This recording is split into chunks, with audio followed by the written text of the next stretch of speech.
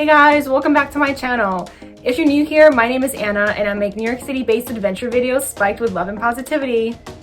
In this week's video, I will be talking to you about the best shows to see in the New York City Theater district. I'll be talking about some musicals and a play that you should not miss. In my second video, I was mentioning that I recently took up crocheting and that I would wear one of my tops in a video. So here it is. This is the top that I crocheted and I'm so happy with the way it turned out. The little sleeves look great.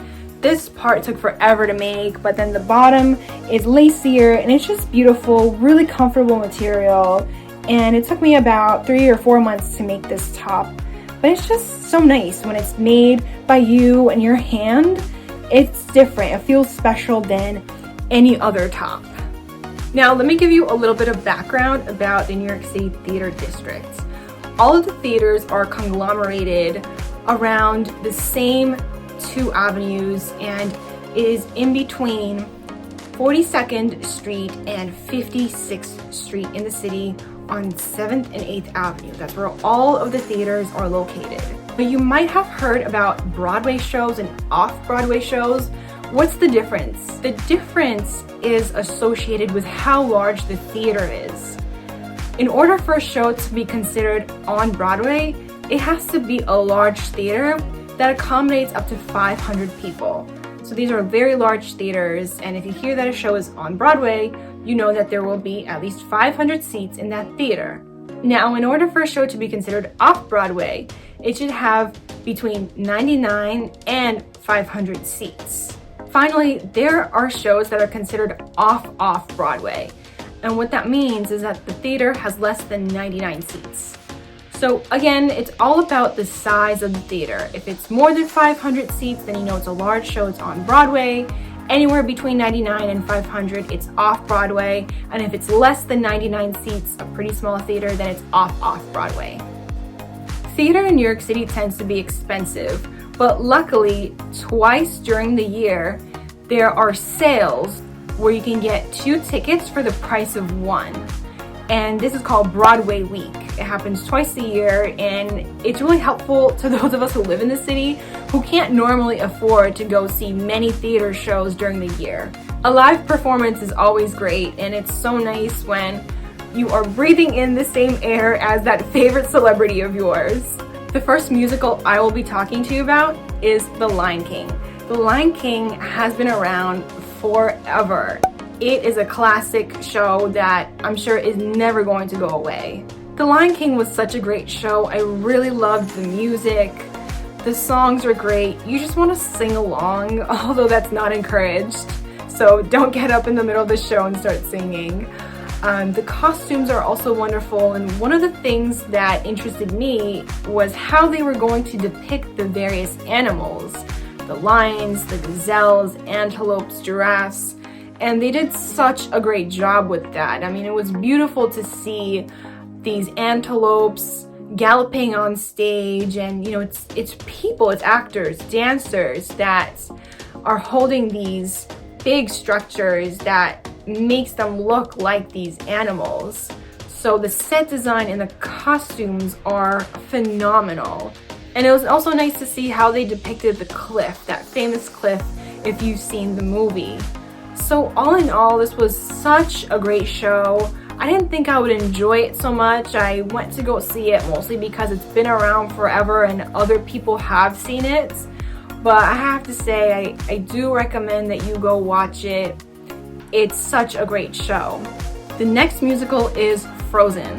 And Frozen was such a fun show. There's a lot of children that go watch it. And it's really cute to see little girls dressed up as Elsa, and you know, they have the blue dress and the blonde wigs, and they just get so into the show. It was really fun seeing that. Because there are so many children in the theater for Frozen, an announcement was made at the beginning of the show several times telling everyone to sit down and not get up to start singing.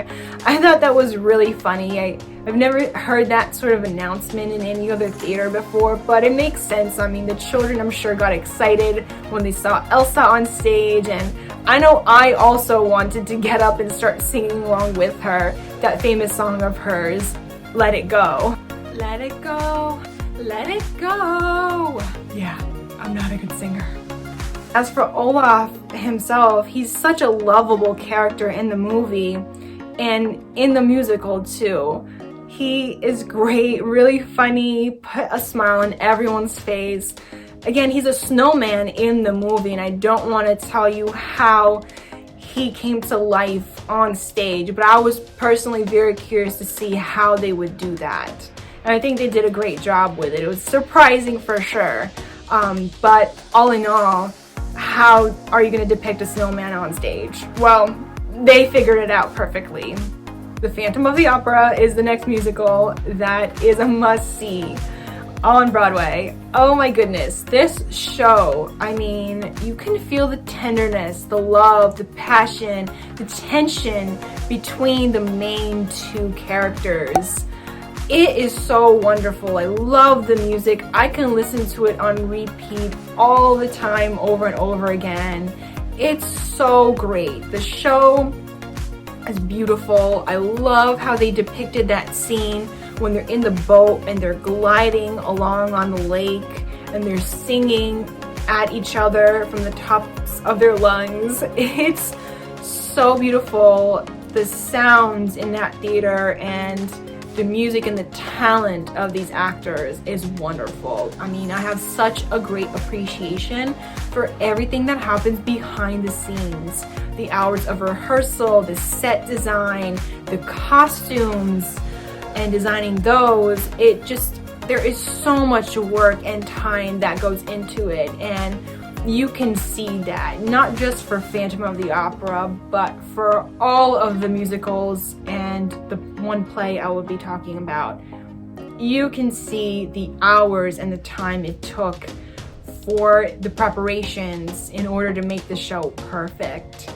The next musical I want to tell you about is Chicago. Now, I went to see Chicago when Mel B was in it. So Mel B was one of the Spice Girls, and she's also a judge, or she was a judge on America's Got Talent. That's one of my favorite shows.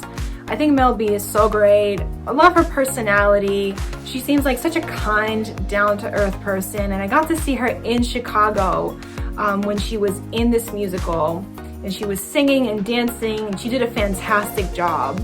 All in all, Chicago was also another favorite of mine.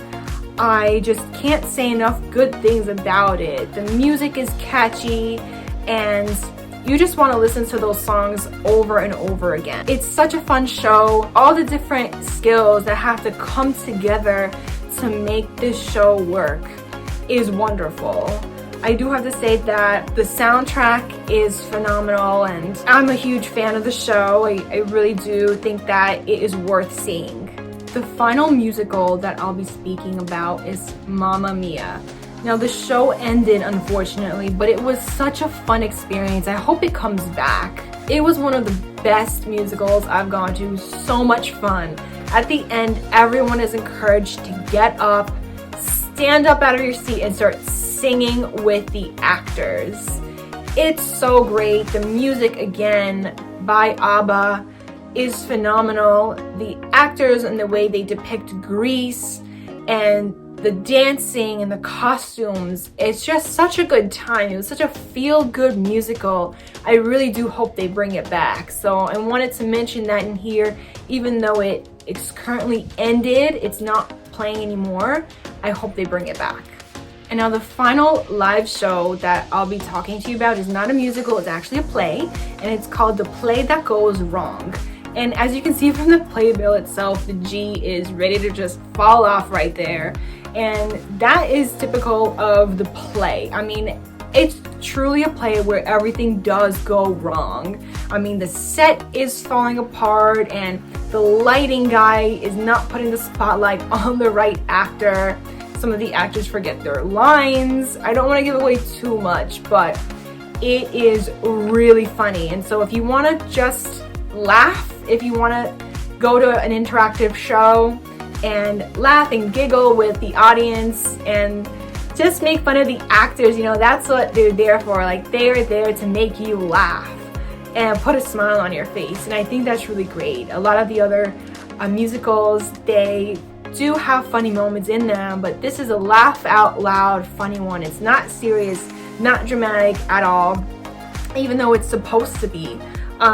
It is called The Murder at Havisham Manor. This is the play that the Cornell University Drama Society is presenting during this show. So it's supposed to be like a murder mystery, but all in all, like, it's called The Play That Goes Wrong. So, you know, they're putting this show on for you, but along the way, there are a lot of mishaps, and it's hilarious. I mean, everyone was laughing out loud during the entirety of this play.